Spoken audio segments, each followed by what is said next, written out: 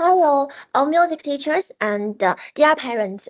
It's absolutely thrilling to chat with you today about this incredibly cool topic: how to master gamified teaching in children's piano lessons, which is truly a matter of great significance for our young pianist future. This is the outline of my speech. The current situation and conditions in children's piano education. Amid the global boom in children's piano learning, millions of children in China take up piano studies every year. However, the old-fashioned teaching method has a major bug: the rigid training of teachers performing solo. The perfectionists of excessively pursuing technical details causes overhype of the children to decisively give up learning piano within in first 3 years.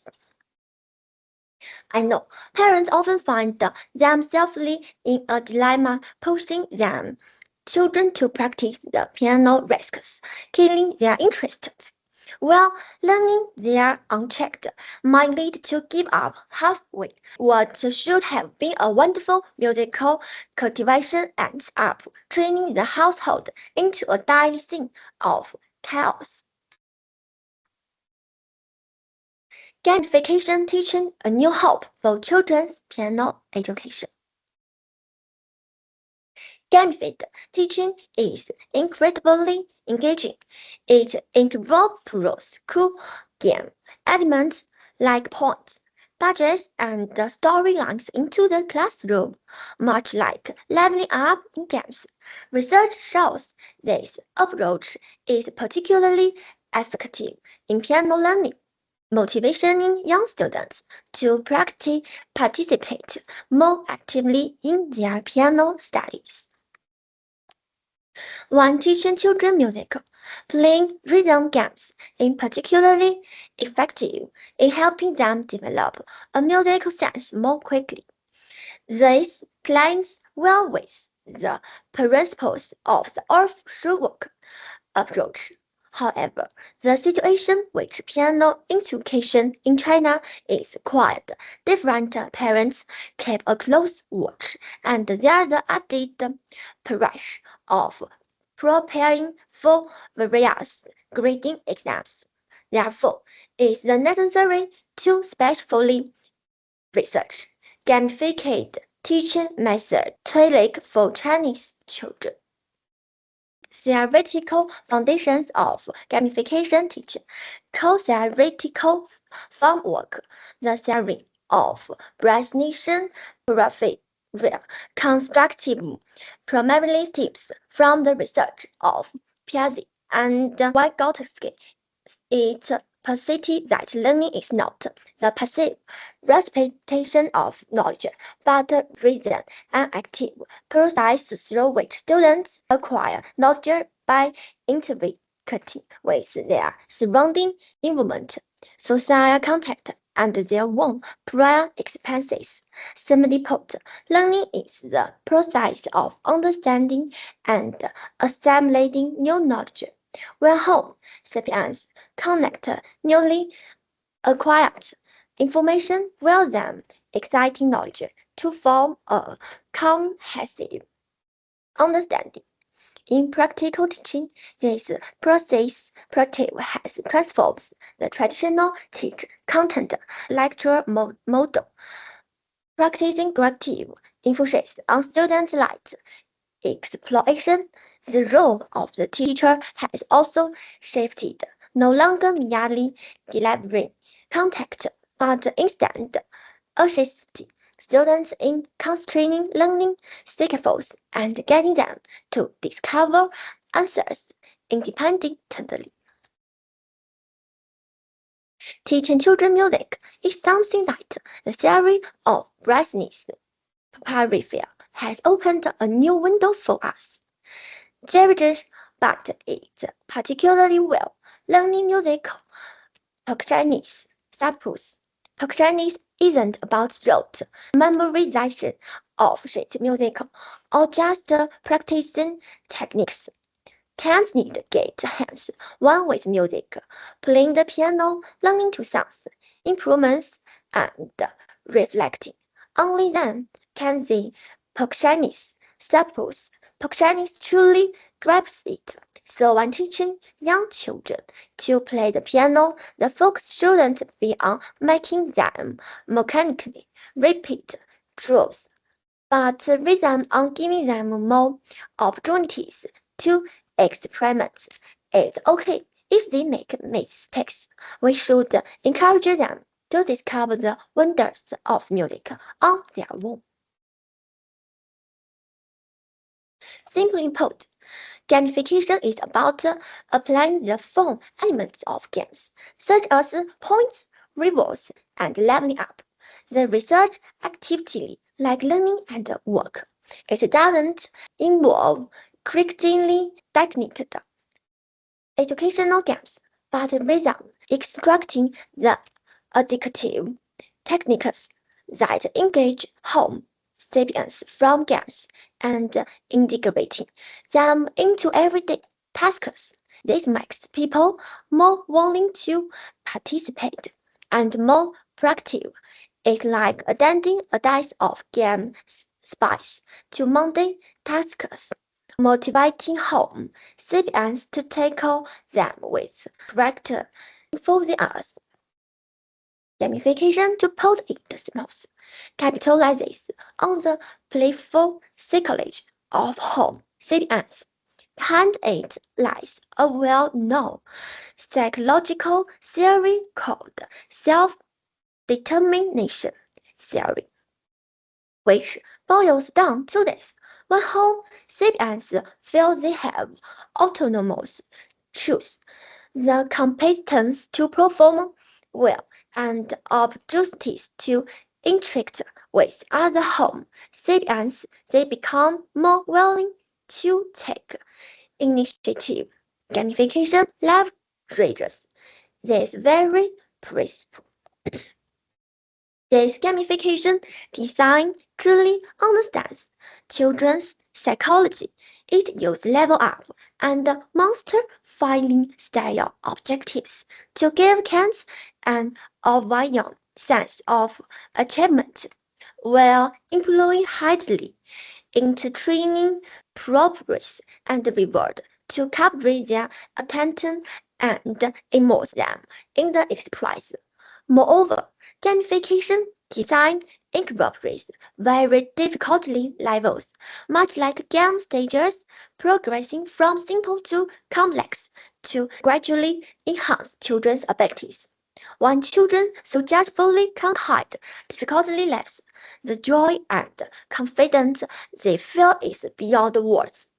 It also transforms piano learning into an omnious and surprisingly perpetually curious and eager to explore. The of approach integrates music, dancing, speech, and performance activity, allowing students to immerse themselves in learning. I've believed that music is an instinctive expression of home sapiens and learning music should involve physical movement. Children do not need to write certain music first, but can directly sing, dancing, play instruments, and improvise freely. This teaching method aligns with the educational philosophy of learning through play, both encouraging children to actively participate and enjoy the learning process. The Suzuki method developed by Nyashi Suzuki is incredibly fascinating.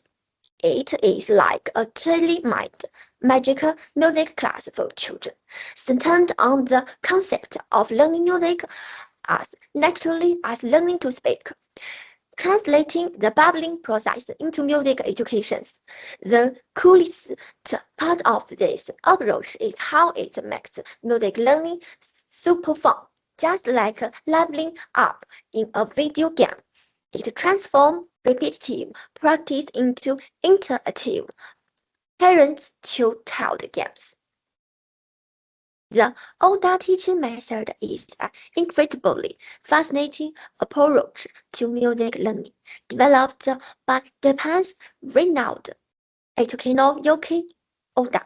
It emphasizes systematic cultivation. The cutest part is how it reinvents fundamental music training like leveling up in a game, starting with the simplest rhythm, topping, and pitch recognition, the gradually unlocking more challenging skills trees.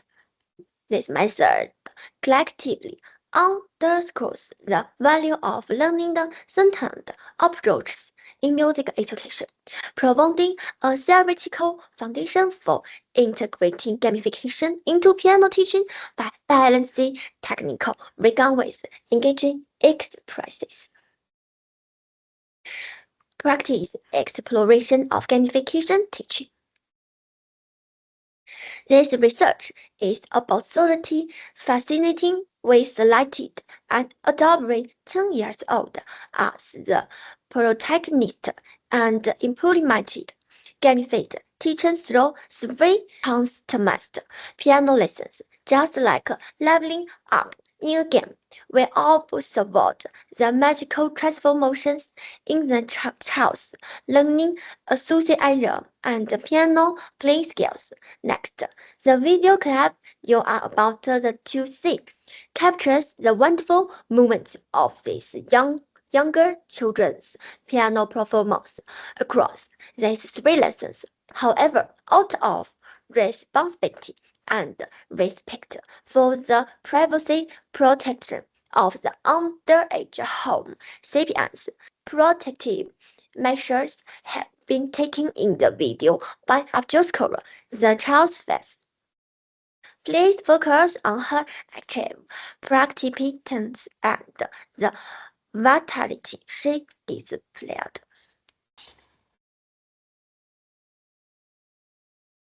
First lesson, note recognition and auditory training.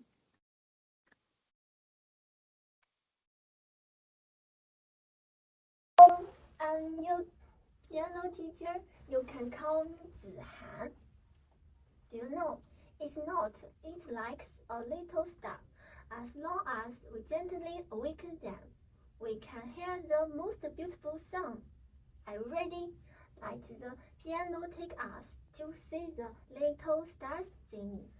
Okay, sing.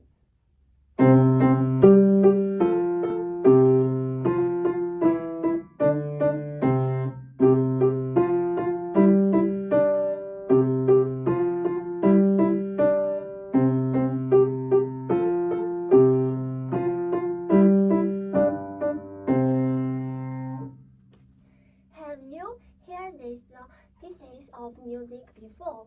What does it sound like to you? Yes, little star like shine brightly. Today we are going to play a mirror image game with the piano. I will play a note and you need to imitate it immediately, just like a small mirror. Look at me. If I play one and you can. If I play, you can clap, clap, clap. Okay. Okay, listen.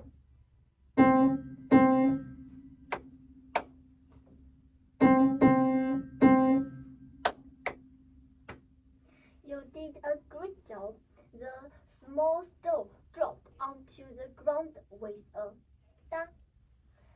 Because I play a short note it, and you can with your mouth say pa pa. Yeah. This time let's try a different approach.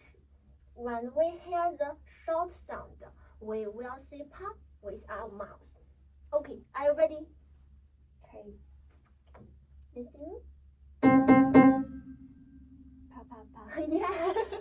Yes.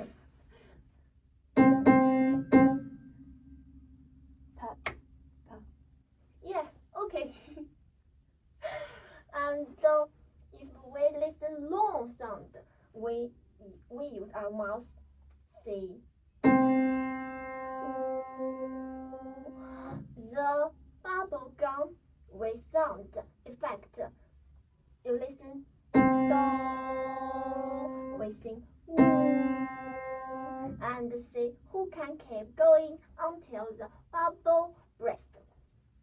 Okay, listen. When we listen, do, we need to say ooh. Okay.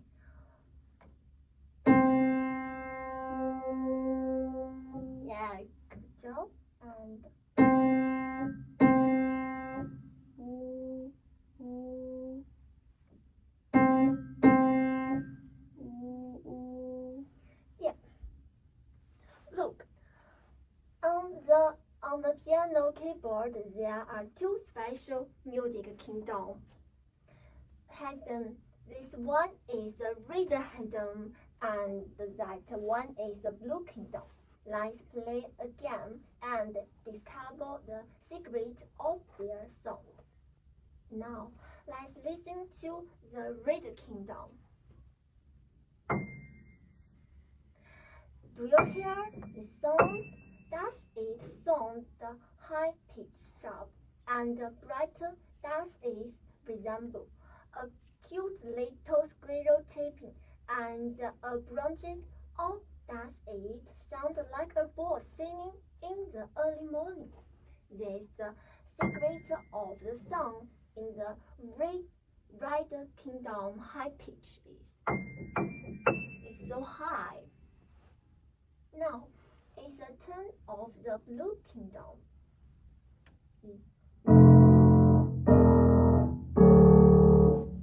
How does this sound? Is it deep and heavy? Does it remind you of a chubby elephant walking? Or does it sound like a big bear snoring? This is the secret of the blue kingdom sound bus. So when we red kingdom, the sound is so high. You can try. Yeah, it's so high. And the elephant walking is so. Yeah, elephant walking. You listened very actively and did an excellent job. We now know that the sound in the red area is high, like a little squirrel. The sound in the blue area is low, like an elephant. Right hand and blue low. This important secret has been discovered by you. Okay. Second learning page. Differentiation and hand-shape formation. The battle to protect the magical egg allowed the child to practice skill while keeping the palm hollow. After learning the error rate of his hand, she described by 17.6 operated to the initial state under the traditional teaching model. Let's first wake up those magical little hands. Gentle shake your wrists, like a bird shaking its feathers. We can, like bird, shake our hands. Yeah. Now, let your finger float slowly in the water like small seaweeds. It's here. Follow me. Yeah. Now, slowly turn the palm of your hand towards yourselves to form a small groove. Look. Your hand. Yeah. Look inside your small roof, and if there is a road, invisible air blue hidden beneath its bow. This ball must not be squashed, and it must not fall down either. We need to hold it gentle with your hand. We need this. Yeah. Now that air blue is about to transform, it has turned into a very, very light and very, very slippery magic egg lying right beneath your little roof. It's your hand. Yeah, it is an egg lying in your hand. And the rest should be like a beautiful small arch bridge. Lifted up slightly with great stability is a little,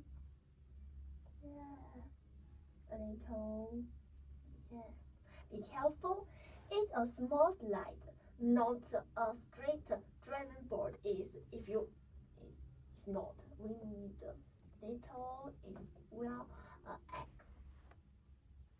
The entire hand feels soft, gentle, and elastic, like holding a glue. There is no need to pull the finger too hard.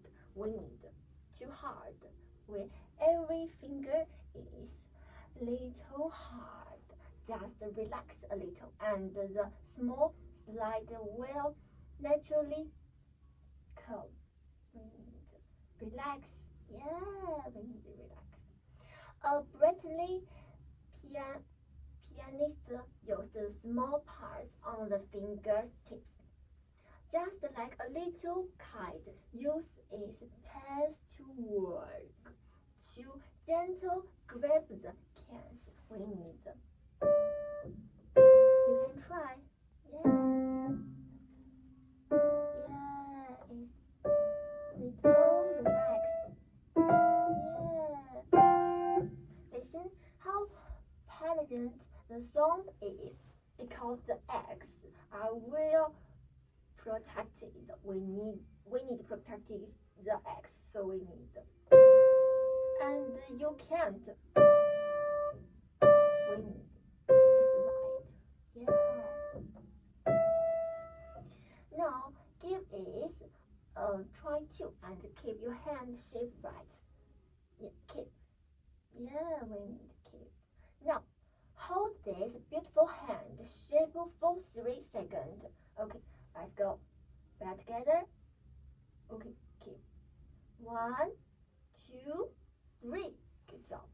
Now, let's use the lovely egg holding hand gesture, just like a real pianist, and use different fingers to gently grab the keys one after another.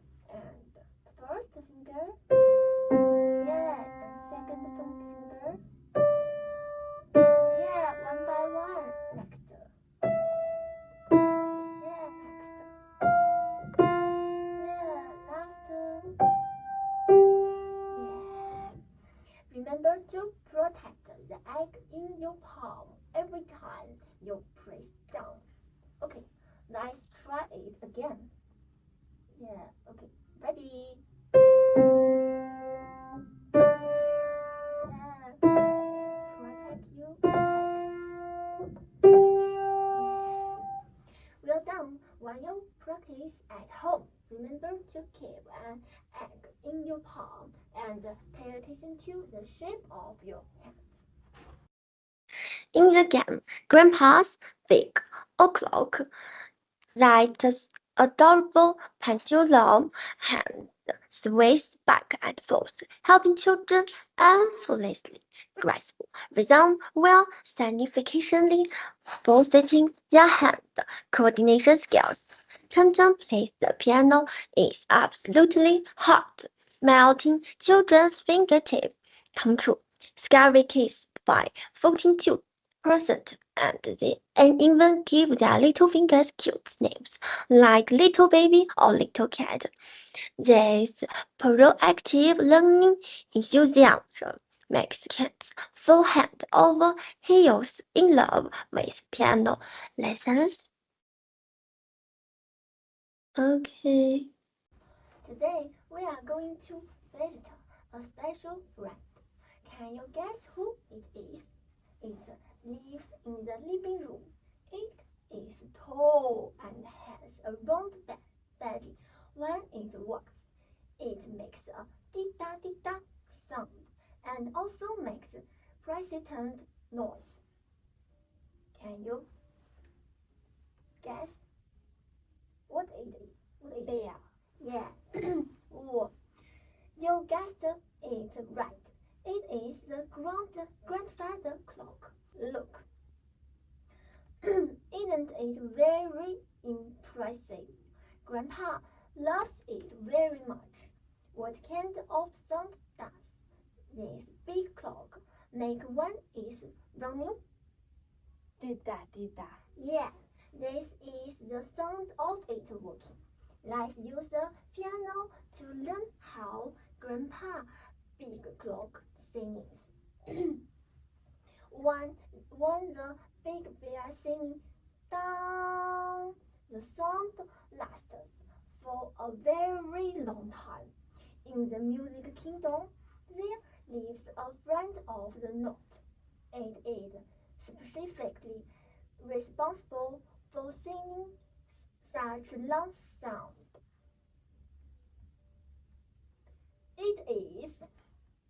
Its head is hollow like a small white egg, and there is a small stick beneath it to support it. It is called a half note, and its singing for 2 beats. Do you still remember that chubby 4-beat whole note? This half note is a little thinner than it, and it lasts for 2 beats.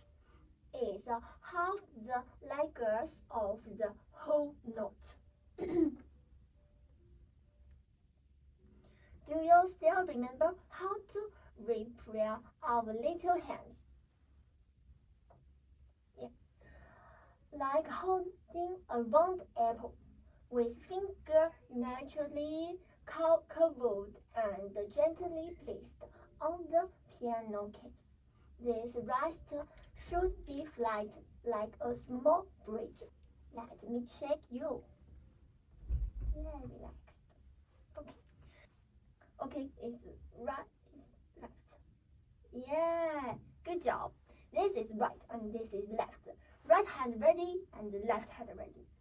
Okay, it's right, yeah, left, left. Good job. Now it is time to make Grandpa's big clock sing. Start with a small hum in your right hand. Here. Yeah. Remember, for a quarter note, you need to sing for 2 whole beats. We counted well played. Look at it. It's do no. First listen. Do Okay, you. Do Good job. What a loud bell. Now it's your turn to use the small hum in your left hand. Similarly, you need to sing for 2 beats.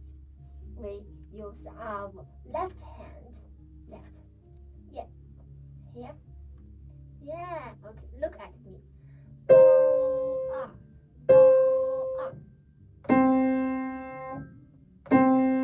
Good job. Let's do it together.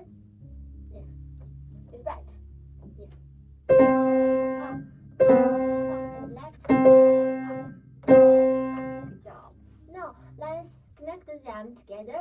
Play the right hand twice. Okay, let's practice. And then the left hand should follow immediately and play twice most, just like 2 good friends taking turns singing. Okay, now it's left hand. Okay, we are together. It's all let's together. 1, 2, 3. Left. Right. Last. Good job. Now let's have Grandpa's big o'clock play entire song. Light your left and right hands ready. Let's start for the beginning by yourself. Okay. 1, 2, 3. 哆二哆二哆二哆二 right 哆二哆二 left. Good job. Interval, reroutes, and educational insights. After 3 lessons, the average practice duration of the students extended from 12 minutes to 28 minutes. According to parental observation, the frequency of the child taking the initiative to practice the piano increased by 3.2 times. In the interview with the 10-year-old student, he described the lessons as more interesting than playing mobile games, and Red and Blue Kingdoms and Magic Egg were the activities he mentioned most frequently. He said, I used to think sheet music was like looking at a code, but now I feel every note is talking to me. Hello! Today, our piano lesson is a bit different. Let's play a little interview game. Okay, just like two friends chatting, let's recall all the fun games we played together during this piano lesson. Are you ready? Well, ready. I remember in the first class we said each note is like a little star and we should gently awaken them. Do you think imagining these notes in this way makes any difference when play the piano? Oh, it feels so magical. Before, when I saw those magical notes as black dots, I was a little scared and didn't know what they were. After the teacher explained that they were little stars, I thought play the piano was like changing the stars, making them light up and sing. Every time I pressed a key, I would think, wow, this star is awake. And then I wasn't so nervous anymore. Whoa, Charles the little star. This idea is really great. I like it too. Okay. The mirror reflection game we played before is like this. The teacher plays a note and you immediately imitate that note. Isn't like that? What do you think this game helped you remember? Oh, it's fun! At first, I was a bit confused and worried about not keeping up. But after playing more, I felt that my ears became more sensitive. After the teacher finished the play, I could immediately tell what that note sounded like. And then my fingers would find the right position by themselves. It seems to have made me better at listening to the piano. Oh, that's wonderful. The ears are the pianist's excellent assistants. Okay, next. Red and Blue Kingdom Adventure. The Red Kingdom sounds like a little squirrel tramping, while the Blue Kingdom's sound like an elephant stomping. Which kingdom would you prefer to explore? Why? I like all of them.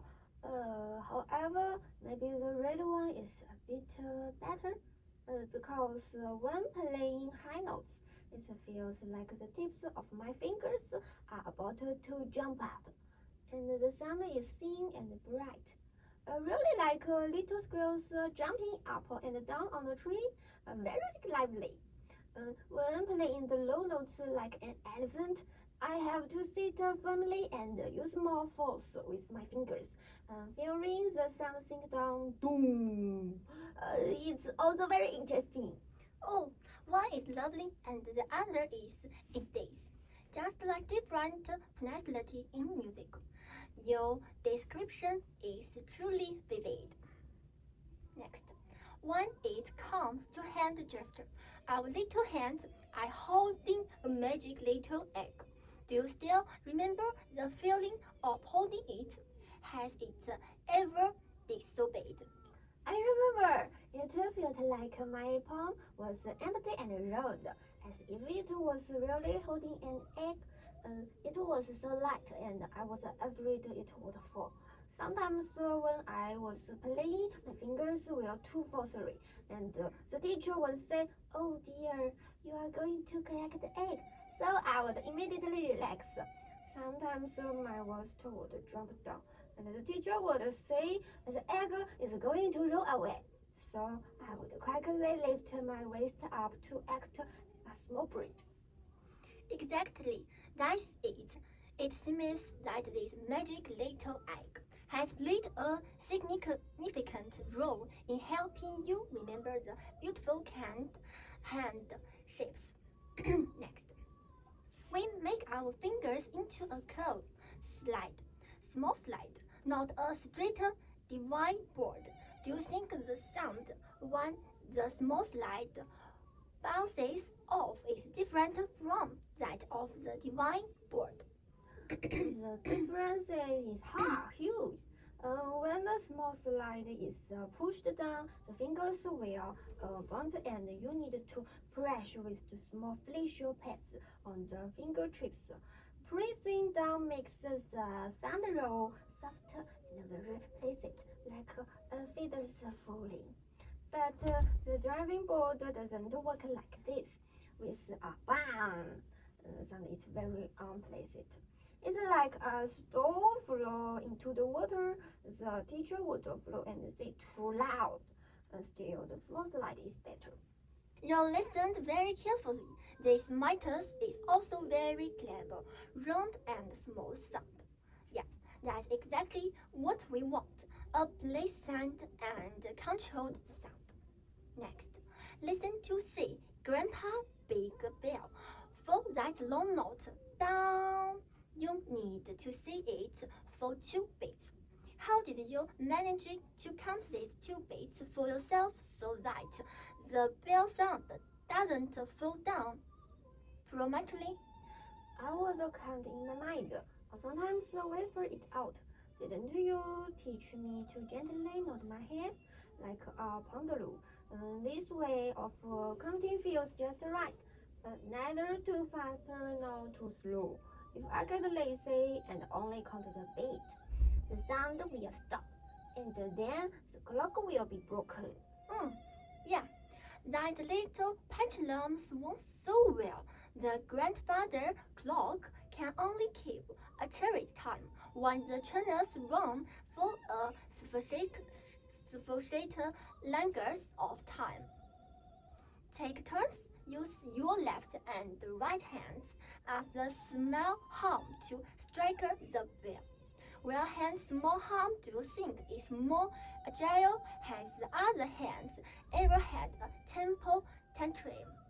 It's definitely the right hand that's more dexterous. It seems to reach it much faster by nature. The left hand sometimes is a bit slow, or the notes don't sound strong, and the volume is low. You, teacher, never fail to say, is the left hand a bit hammy rusty? Add some magical lubricant. Then I would quickly shake my left hand, think myself, come on, come on, and then the playing would get much better. But now it's much better, and the left hand is also trying to learn like the right hand. Exactly. Both hands are good friends. With more practice, the left hand arm will also become better and better. We see that a smart pianist is like a little cat walking with its paw pad, using their fingertips to gently grab the keys. Have you ever tried imagining yourself as a cat playing the piano? How did it feel? I told it. It was super fun. I imagined that my figure tree had soft pads of flesh, walking quietly and gently like a kid. But these great dreams of grab the keys. The sounds produced this way were particularly gentle and pleasant, not very loud. I also gave them names. The top was called the big cat because it was the most powerful, and the little figure is called the single kitty because it was light to say. Big cat and little cat. This idea is so thorough. It seems that your kitty family takes good care of the piano kids, and the sounds are all very elegant. Looking back at these three classes, which game segment do you think was more like playing rhythm than being in class? The Red and Blue Kingdom.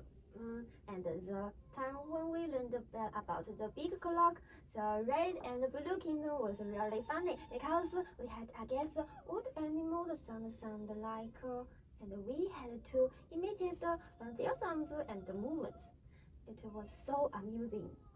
When we learned about the big clock, the teacher asked me to use my left and right hands as hammers and to shake my hand and count the beats.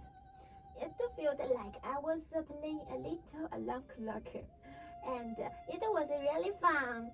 Unlike what I wrote before, I didn't think the piano lesson would be sitting upright and not moving at all. Great.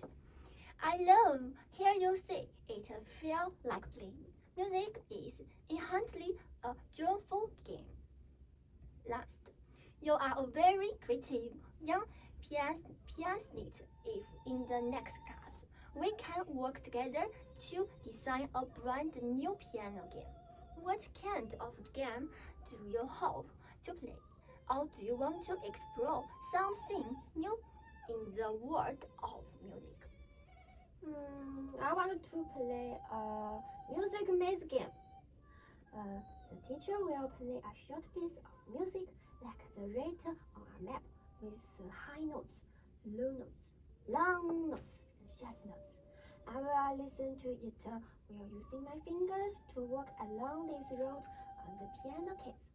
Or I want to try telling a story with the piano. For example, playing high notes quickly represents a bird flying. Playing low notes slowly repeated are truly a crawling. And then telling a little story together. Both of these ideas are absolutely fantastic. The music maze will definitely improve your ears and fingers. Play the piano to tell stories is even more imaginative. I will write it down. Thank you for sharing so many interesting fields and ideas with me today. Here you see it feel like play mind and the teacher extremely happy. This shows that music has taken root in your heart. Keep practice with the joy and you will definitely become a full little pianist. In the next class, we will continue our music archive. The students' parents noted that the child's crying during piano practice disappeared, and instead he took the initiative to show off the nearly learned game levels. The child's understanding of abstract musical concepts accelerated. The rhythm practice that originally required full lessons to master can now be achieved in 2 lessons. I have some question. How do you view the design of the Red and Blue Kingdom reached concept game? This design implements multisensory synesthesia pedagogy. Red naturally evokes children's association with bright, high-pitched tones, while blue conveys the weightiness of deep bass, aligning better with children's cognitive pattern than traditional term explanations. I've observed your students spontaneously creating musical maps, demonstrating deep internalization of pitch positioning. The squirrel and elephant metaphor transform abstract concepts into interactive companions.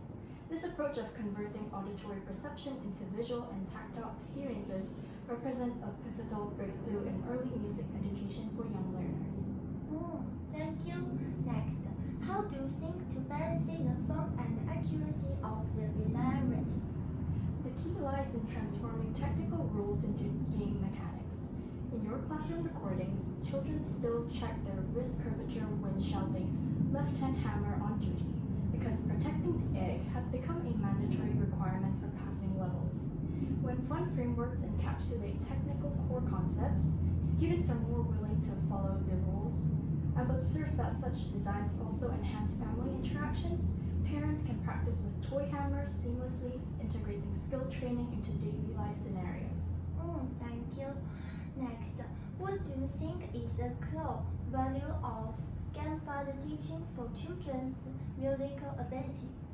It cultivates the foundational skill of the Trinity. Tactile synesthesia creates auditory associations through color and animal imagery. Bodily intelligence internalizes performance postures via wrist movements, while symbolic creativity manifests in storytelling about musical notes. For instance, students interpret busy phone tones as the Red Kingdom telegrams, demonstrating remarkable visual to auditory translation capabilities. These abilities will serve as seeds for future improvisation, offering a deep connection to music's essence than mere score-based training. How do you see gamification continuing into eighth-note teaching? It is recommended to deepen the Music Kingdom worldview through vertical progression. For instance, design eighth notes as squirrel quickly transporting pine cones to train fingertip agility with light, lively movements, convert legato into elephant rolling branches across the river, to cultivate musical phrase coherence through arm weight transfer imagery. When children ask, is the eighth note squirrel younger brother? It demonstrates that gamification has established a sustainable music cognition ecosystem in advanced stages, maintaining consistency in metaphorical systems, allowing new techniques to become natural extensions of the known world. Thank you. Last, what are your suggestions for grandfather teaching? Rediscover the piano with childlike wonders. When keys become singing stars and wrist transforms into egg-supporting arches, technical mastery crystallizes through imagination into bodily memory. Your students' metaphor of the piano and a castle built by the Red and Blue Kingdom stands as proof of successful pedagogy. Gamification isn't just an instructional tool, it's a poetic return to music's essence.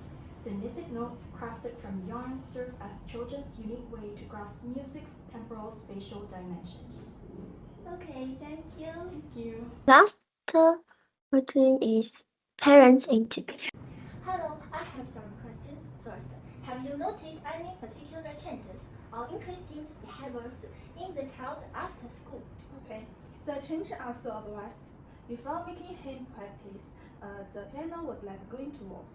Now, the first thing they does when he gets home from school is to leave the piano late and shut it. I'm looking for the later red squirrel in the red countdown. Once before going to bed, he suddenly jumped up and played a series of notes saying the big blue elephant is calling to its good friends. He also made up a story by himself. The high-pitched later squirrel slid from the top of the tree to the back of the low-pitched elephants. They went together to listen to Grandpa cooking scene. What was even more spring is that the school teacher said that he has been particularly active in his music class recently. Thank you. Next, I use games like Red and Blue Kingdom and Magic X to facilitate learning. Do you think children can understand these abstract concepts? These metaphors are truly like magic. Last week when I played the symphony, he suddenly pointed at the speaker and shouted, "Mom, listen, the red condom and the blue condom are having a squabble." It turned out to be a conversation between the violin and the double bass. During practice, he would seriously adjust his wrist if the bridge completes the X will fall. The most interesting thing was that he drew a map of the music countdown. He painted the elephant as the blue on the left of the piano and the squirrel as red on the right. Thank you. Next, did the children have any difficulties when practicing the protecting the egg hand gesture at home? How did you cooperate with the teacher's method? The beginning, my children's fingers were so stiff that they look like little breasts. The teacher taught me a trick. Have a children place their hand flat on the table, and I would just place a ping pong ball and the small roof, requiring the children not to litter and ball rolls off when playing the piano.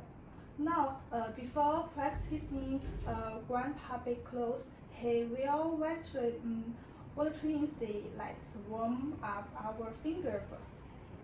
Recently, he even made a magic egg out for Play-Doh and stuck it on the piano stand to remind himself. This kind of contractor game design is truly very smart. Thank you. Next, do the life like metaphors like Grandpa Big Clock in the cross help children with their rhythm learning? Prior research, he would often fumble. Now, when playing the quiet notes, he will pronounce the sound by himself and sing down. He later heard swing left and right, looking exactly like a small pendulum. Even more amazing is his ability to transform. When he heard the down sound from the microwave oven, he will clap his hand and shout it who knows 4 beats. Yesterday, while practicing the piano, somebody said Grandpa Zoe is having a cold today.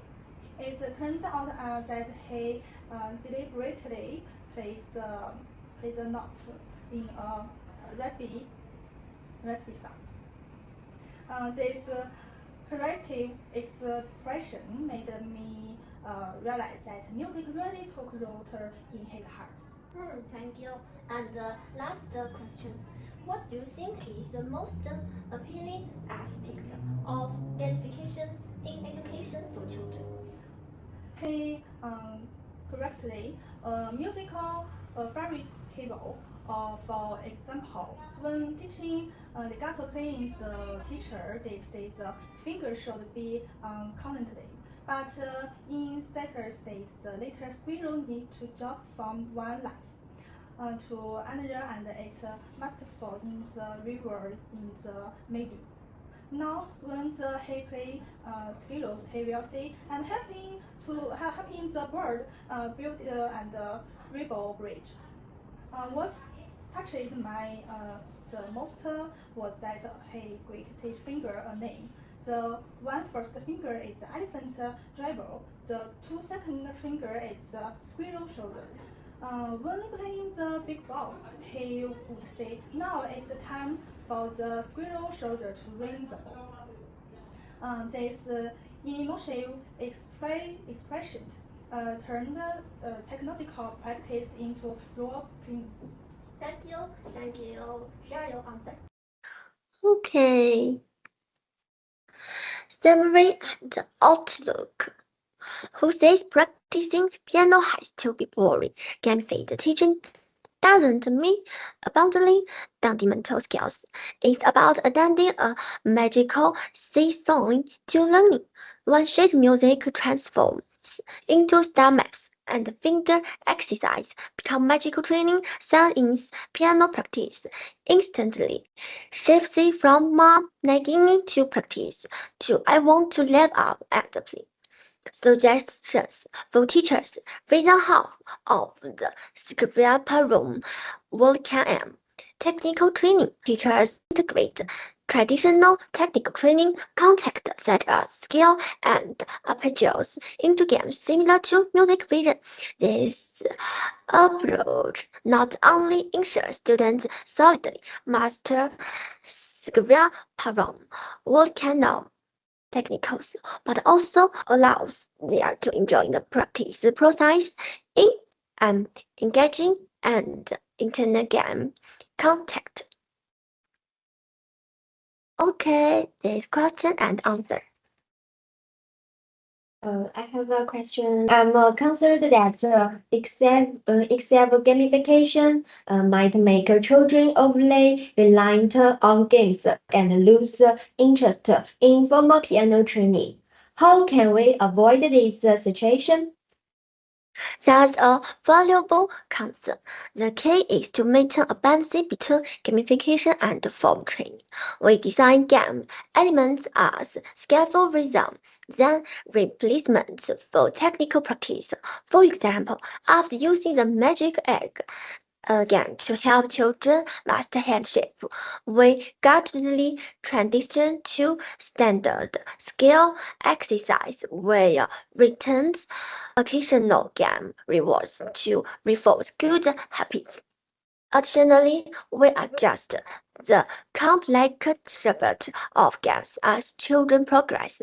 Older learners might use more abstract game elements like rhythm puzzles instead of animal imitation, ensure they develop an appreciation for the intrinsic value of music itself. Okay, thank you. My child has a short attention span. How can gamification be adapted for younger children who can't focus on one activity for long?